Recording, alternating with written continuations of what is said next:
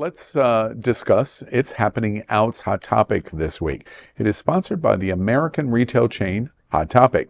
With nearly 700 locations specializing in counterculture-related clothing and accessories representing many varied interests of the LGBTQ plus community, including music, movies, graphic artists, gaming, and more, Hot Topic features one of the largest collections of Pride merchandise that celebrate all aspects of the LGBTQ plus community. Hot Topic is a major supporter of the diversity of our community and supports many events, festivals, and nonprofit LGBTQ plus organizations. And that is why they're the sponsor of It's Happening Out's Hot Topic. Here we go. As we grow up, we are taught the values of our society. In our homophobic, heterosexist, discriminatory culture, we may learn negative ideas about homosexuality and same-sex attraction. Like everyone else, LGBTQ plus people may be socialized into thinking that being non-heterosexual is somehow bad or mad or immoral. This can lead to feelings of self-disgust and self-hatred. These feelings can lead to an internalized homophobia.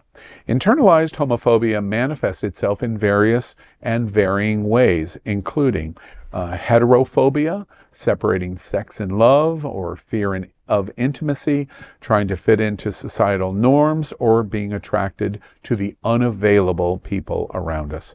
Research into the needs of young LGBTQ plus people has talked extensively on the impact that internalized homophobia can have on the mental makeup and health of our youth. This week's hot topic is, does the obsession with masculine gay men and bottom shaming stem from internalized homophobia? What do we think? Pretty deep question. I think, well, actually the Grease video, believe it or not, I think does kind of tie into this really well, where we talk a lot about bottom shaming, but I mean, to me, where I really see it is when people are not honest about their preference. So they'll say that they're verse because of this internalized homophobia. They want to, look more masculine, but then when you really get to meet them, that's not who they are. And so I think that there is some dishonesty shaming going on, but in the circles that I run in, being a bottom is a thing of pride. It's that bravo, you were filling a very important Do you think role. that that's common in our community? No. I think that might just be not initially. Not initially. No, but I'm saying, like, maybe the more they get to know you, then they're like, okay, yeah, he's a power bottom, yeah. But like, we make fun of it all the time, and it's really not fair. It really isn't. And that's why people say I'm a verse, or they lie about it. Like you said, there's a lot of fibbing, and then once you get to bed, there's no lying anymore, honey. Yeah. You're going to be known for the truth there. So. I mean, I don't, people look down on being a bottom. And all the bottoms that I know freaking lead everything. Okay. Like they're the ones who say when, how, and for how long. So, and that's the truth. Amen. And that's the power. And so, yes, though Mark and I may fall in some similar kinky circles. And yes, so when you love someone who's authentically themselves, but in the real world, there is a shame that comes when someone says I'm a bottom, because they look as less than, they look as submissive, they look as weaker. as weaker than. Yeah. And it's the heterosexual normative that says that when you are taking something or you're receiving something, you're feminine, you're of a woman type. But the crazy thing about that is, what I know for the best and most amazing bottoms are muscular, very much the man, very much owns who they are, and very much settled in who they are as a person, as a human. And when you take back that ownership, and you're right, Faye, nothing happens without the bottom. You cannot have sex, but the bottom says tonight's tonight. You cannot go on. The bottom can say, you know what, enough is enough and I'm done. And that's what we need to change the narrative about who really has the power. Yeah. It's not the dominant. It's not the person who's running the scene. It's that submissive. It's that bottom. Because anytime they say no, everything stops. Yeah, and it sucks that it's a comparison directly to a woman. You know what I mean? Because like you said, right, the woman was the one receiving. Oh, God forbid you're like a woman. You know what I mean? So it's like, it's like this all this shaming going on, and that pushes people to go and lie about what they like and what they don't like. Isn't it interesting how much of this stuff, from sexuality, from trans to this topic, it really all just boils down to our conceptions of gender.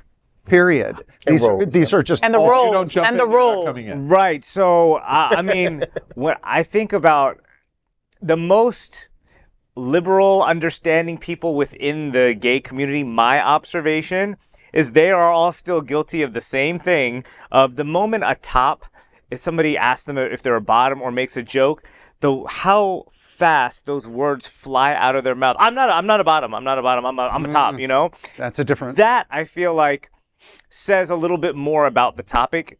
It's just like we even feel that shame when we think that there's nothing wrong with it, you know? And the jokes that we make and everything, I mean, the reason why that they're funny and we make a joke, I mean, I guess subjective funny, but why we make the joke is because it still does exist within us. And to Faye's point, the reason why bottoming has that stigma is not, I wouldn't say homosexual, like homophobia, it's misogyny.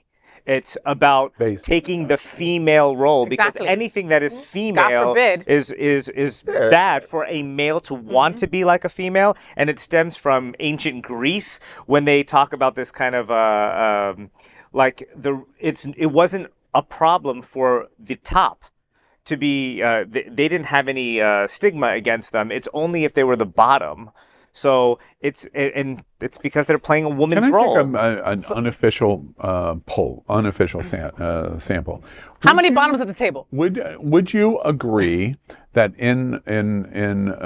let's focus on gay men in a narrow definition of gay men? That's my life. Well, no, she's going to be able to contribute to it also. Of gay men, 9 out of 10, in total honesty and transparency, would identify as a bottom. Do you agree with that or disagree with that? Disagree. Not from what I see. Disagree. You disagree. Disagree. All right, let me ask it in a different way. Do you think a significant majority of gay men in transparency and authenticity would identify as a bottom? That's their preference. Yes. I don't. I couldn't tell you. I think it's probably 40-40-20.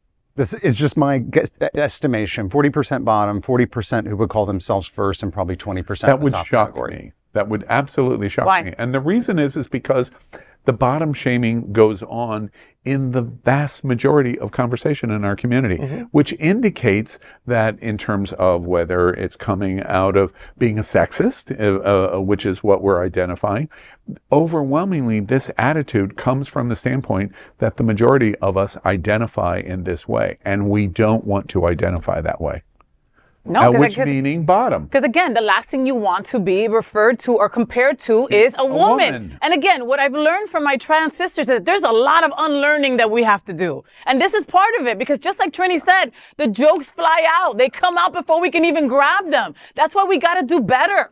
We have to do better. And that's why I love Lil Nas X when he came out and he was like, I'm a power bottom, bitch. You know, this is my platform. And he probably taught a bunch of people right there that, you know, it wasn't a shameful thing. And controlling that sex was also, that's also the new evolution of life now. And I think in our world is that controlling who I am and loving what I like. And like you said, this is who I am. I only want to tell I'm a bottom. You know, a person saying I'm a bottom, owning their lifestyle and saying I will only date, be around a top to entertain. And because otherwise I am not fulfilled, I am not happy, or it's not where I want to be in life. And so I think, and I'm sorry, one more thing about the misogyny. Think about how a bottom has to prep in comparison to a woman. When a woman is on her moment, sex often doesn't happen. Yeah. If the bottom doesn't clean, sex doesn't happen. So that's that correlation that came into play. Again, like housework that women do. That part. And nobody wants to be compared to a woman. That's right. You know, and I to my friends, my closest friends know this.